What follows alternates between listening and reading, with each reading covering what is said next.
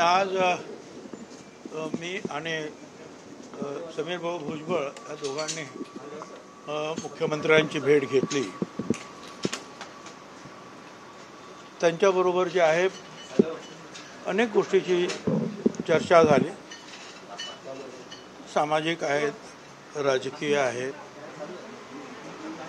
काय काय घडलं, काय काय चालू आहे त्या संदर्भामध्ये त्यांनी सांगितलं. वर्तमानपत्रातून आणि इलेक्ट्रॉनिक्स मीडियाच्या माध्यमातून बऱ्याचशा गोष्टी मी पाहिलेल्या आहे, मी ऐकलेल्या आहे. आणि चर्चेनंतर त्यांनी एवढं सांगितलं की हे आपण मान्यच करायला पाहिजे की ह्या वेळेला हा जो महाविजय आपल्याला मिळालेला आहे महायुतीला, त्याच्या मागं जे आहे ओबीसीचं आपल्याला जे पाठबळ मोठ्या प्रमाणावर लाभलं त्याचा सुद्धा मोठा वाटा आहे. इतर गोष्टींचा वाटा आहेच, पण ओबीसींनी विशेषतः या वेळेला आपल्या महायुतीला जो आशीर्वाद दिला त्याबद्दल आपण खरोखरच सगळ्यांचे आभार मानले पाहिजे. आणि हे लक्षात घेऊन कुठल्याही परिस्थितीमध्ये ओबीसीचं नुकसान होणार नाही याची काळजी मला सुद्धा खूप आहे. आणि कदापि जे आहे ओबीसीचं नुकसान होऊ देणार सुद्धा नाही. पण आता जे काही सुरू आहे साधारणपणे राज्यामध्ये, आता पुढचे 5-6 दिवस आपल्याला कल्पना आहे की मुलांना शाळा कॉलेजला सुट्ट्या पडलेल्या आहेत आणि एक वेगळं वातावरण आहे. तर एक 8-10 दिवस मला तुम्ही द्या. 8-10 दिवसानंतर आपण पुन्हा भेटू आणि निश्चितपणे जे आहे काय ते एक चांगला मार्ग जे आहे याच्यातून निश्चितपणे आपण शोधून काढू. आणि माझी आपल्याला विनंती आहे, असं सुद्धा सांगा सगळ्यांना, ओबीसी नेत्यांना, मी जरूर त्याच्यावर साधक बाधक विचार करतो आहे. हा सुद्धा निरोप जो आहे ओबीसी आणि त्यांच्या ओबीसींना सपोर्ट करणारे सर्व जे काही घटक आहेत त्या सगळ्यांना सांगा की आपण थोडं शांततेनं घेऊया आणि एक 10-12 दिवसामध्ये आपल्याला जेवढं काही चांगलं काही करता येईल, काही मार्ग काढता येईल त्याबद्दल सखोल चर्चा आपण करू. साहेब, प्रश्न उपस्थित राहतोय की तुमची नाराजी नेमकी कशामुळे कमी होईल असं व्यक्तिगत मत आहे. ते मी वारंवार सांगितलेलं आहे. नाही, तुम्ही आज मुख्यमंत्र्यांच्या भेटीदरम्यान सांगितलं वारंवार जे काय झालं ते तुम्हाला सांगितलं ना. संपूर्ण चर्चा जी आहे त्यांनी ती समजून घेतलेली आहे. काय काय झालं ते तुम्हाला सांगितलं. हिंदी में जानना चाहेंगे सर. हिंदी में ऐसा है कि आज जो है महाराष्ट्र के मुख्यमंत्री देवेंद्र जी फडणवीस इनके साथ मैं और जो हमारे पूर्व सांसद समीर भाई भुजबल दोनों हम मिले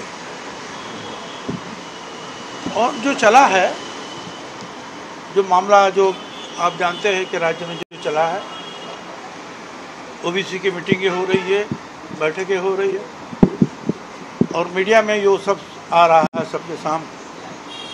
उसके ऊपर जो है बहुत ठीक ढंग से जो है चर्चा उन्होंने की और उन्होंने ये भी कहा कि बिल्कुल आपको सब लोगों को हमको मानना ही चाहिए कि दूसरे कई कारण तो बिल्कुल है कि जो हमारी जीत इतने बड़े पैमाने पर हुई, मगर साथ साथ इसमें जो हमारे ओबीसी का जो घटक है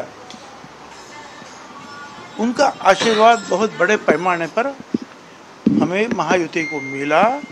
इसलिए इतने एक महाविजय हमने प्राप्त किया है और हम कतई नहीं चाहेंगे कि ओबीसी का किसी भी तरह नुकसान हो. जो हो रहा है लोगों की जो रास्ता रोको या और कुछ, इसमें जो ओबीसी नाराज़ है ये मैं भी समझता हूँ. अब कल ही जो है समझो ना कि यह अधिवेशन खत्म हुआ है। मैं उसके ऊपर जरूर विचार करता हूँ, बातचीत करता हूँ। आजकल आप जानते हैं कि स्कूलों को भी छुट्टी है, एक दूसरे का वातावरण है, नए साल का जो है 6-7 दिन में आ रहा है। तो मुझे 10-12 दिन आपको देना चाहिए। और मेरी विनती है लोगों को और सारे ओबीसी के नेताओं और सब कार्यकर्ताओं को कहो कि आप शांति के साथ इस मामले को हम आगे लेकर जाएंगे और इसके लिए जो समय हमें चाहिए उस समय आपसे मैं मांग रहा हूँ। तुमच्याकडे वेळ मागून घेतलेला आहे, मुख्यमंत्र्यांनी तुमच्याकडे 8-10 दिवसांचा वेळ मागून घेतला असं तुम्ही म्हणता आहात। तुम्ही यापूर्वी सुद्धा म्हणला होता की चहा नाही कहना वहा नाही रहना, आता बैठणी कमी मी आता ते बाकी सगळं नंतर बोलतो। न्यू इयर मध्ये ओबीसींना नवीन गिफ्ट मिळेल असं वाटतं का? असं आहे, त्यांनी सांगितलं ओबीसीचं मी नुकसान अजिबात होऊ देणार नाही, ओबीसीची नाराजी आपल्याला दूर करावीच लागेल। भुजबळ साहेब, एक मिनिट राष्ट्रवादीला पर्याय म्हणून भाजपचा तुम्ही स्वीकार करणार का? एक स्पष्ट प्रश्न। हे बघा, यापेक्षा मी आता जास्त काही सांगू शकत नाही। मला जे काय बोलायचं आहे मी यापूर्वी सगळं बोललेलो आहे तुमच्याबरोबर। धन्यवाद।